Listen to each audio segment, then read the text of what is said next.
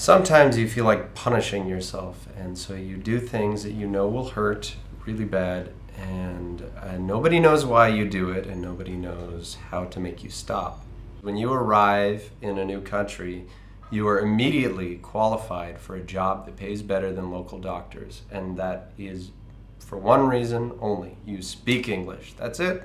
You were born speaking English. Congratulations. You're now at the top echelon of our society. You know, a lot of backpackers roll through places where you can teach English, and they just say, hey, I'll be here for a year, teach English. They teach for a couple months, sometimes even just teach 1 month to get one paycheck, and then they split. It's really disruptive for schools, and it's a really persistent phenomenon in a lot of ESL countries, or a lot of countries where people teach ESL. So if we wanted to go that route, jobs wouldn't have been very difficult, but it's not what we're trying to promote here. So we're out here and we're about to go in and apply for some jobs at this place called Clever Learn. Not really apply for jobs so much as ask them if they have any jobs. So they've been warned that we're coming, but other than that, we don't really have any idea whether there's jobs for us. Hoping that there's jobs for us. Good paying jobs. So the guy asked me what room number I was in so that he could let me print in their business center. And I said, oh, I wrote it down somewhere and started looking through this pamphlet. And I said, I don't know. You want me to go upstairs and come back down and tell you what it is? And I think he was so flustered and confused by my English, he just let me print. So I printed them out and took off. And I should probably get rid of this now.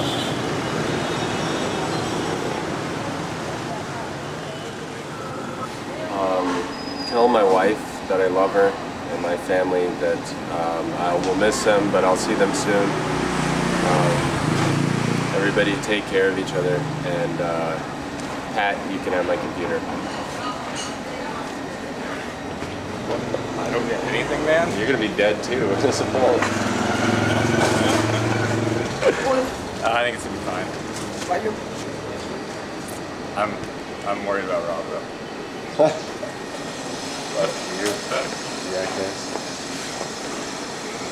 Okay. We ready? Let's do this. You good, man? Alright, Brian, we're on the cab right there. How you feeling? I'd rather be doing other things. Yeah? Like drinking beer or watching a movie, brushing my teeth. Folding paper into squares. Sitting through church. Taking a dance class. I'm pretty terrified.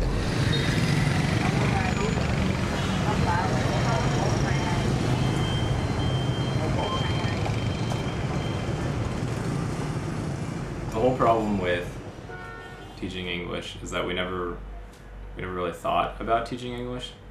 It was one of those things that was in all the plans, but as a line item. We wrote it down and then we moved on, and then we did research on countries and flights and culture, finances, 1,000 other things were meticulously planned except for teaching English. It's kind of a strange system where everyone's out to make a buck and the students are the ones that end up suffering.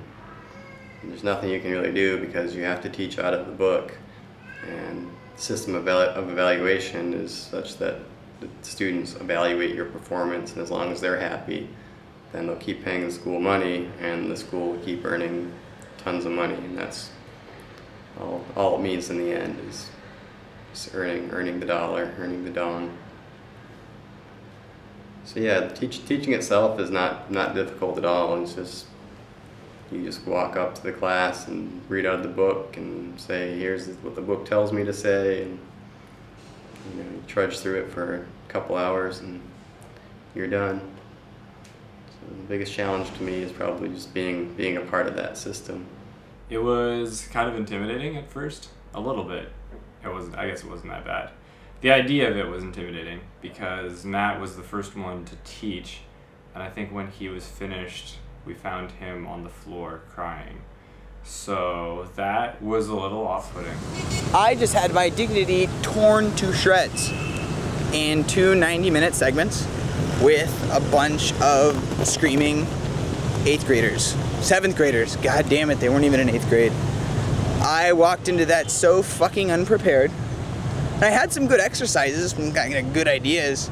I was feeling a little hopeful. I mean, one of the guys that had worked with that class was excited about them. And I got there and I started explaining one of the exercises, and blank faces, a sea of blank faces.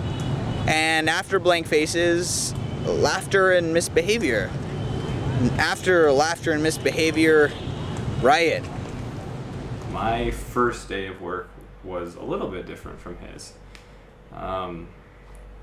Whereas he had been dropped into the middle of a public school with 300 wild children who spoke little English, I ended up getting picked up in a tinted out black Mercedes with a very attractive sales associate who went and took me to a large office building where I taught a bunch of corporate students English, and they all spoke English very well. So the biggest challenge is learning how to be a teacher, but also learning how to be a teacher in so many different contexts. So we teach anywhere from young public school children who are delightful, actually, teenage public school children who are a menace to the world, teenage private school children who are somewhere in between those, and adult corporate business English. So this is the room where I teach the corporate class. This is the board where I write the things that I write for my corporate class. So it's just, you have to figure out how to wear each of those hats as a teacher for like 2-3 hours at a time. You step in and you just have to be the right teacher for that moment. So it takes a while, it's trial and error, you make a lot of mistakes, and you learn how to be effective after, I don't know, maybe you learn how to be effective. I'll let you know if it happens. I mean, our role as the native speakers, at least in my schools, there's Vietnamese teachers, and then there's native or foreign teachers. And I think our role is more so they can hear what English sounds like without an accent, and then maybe encourage them to practice. If you just spoke more quickly, you'd sound very natural. So your pronunciation is also one of the strongest. A lot of them just take a ton of time.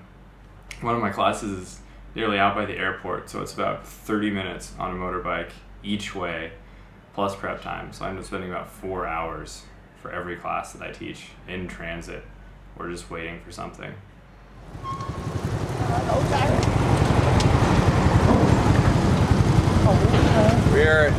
I teach the public school I teach at on Thursdays right here.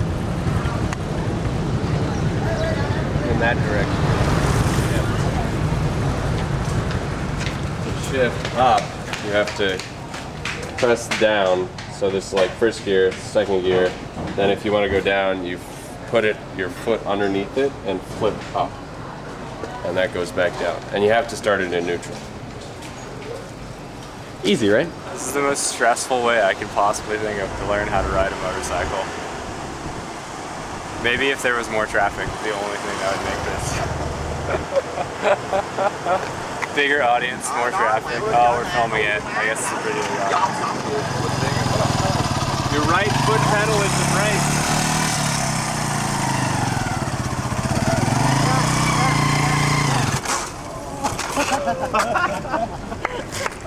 I'm not very good at driving. Yeah. Fell over in the bushes. Everyone there, they were laughing so hard, they were laying on the ground in the street just laughing. They were just holding themselves, just laughing at me.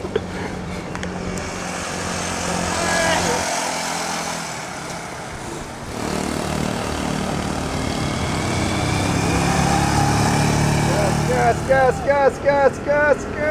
Yeah! Yeah! Woo! I love this bike. Costs only $125. We are going to risk our lives for a $125 bike. That's exactly what this project is about. Exactly. Freedom and stupid risks.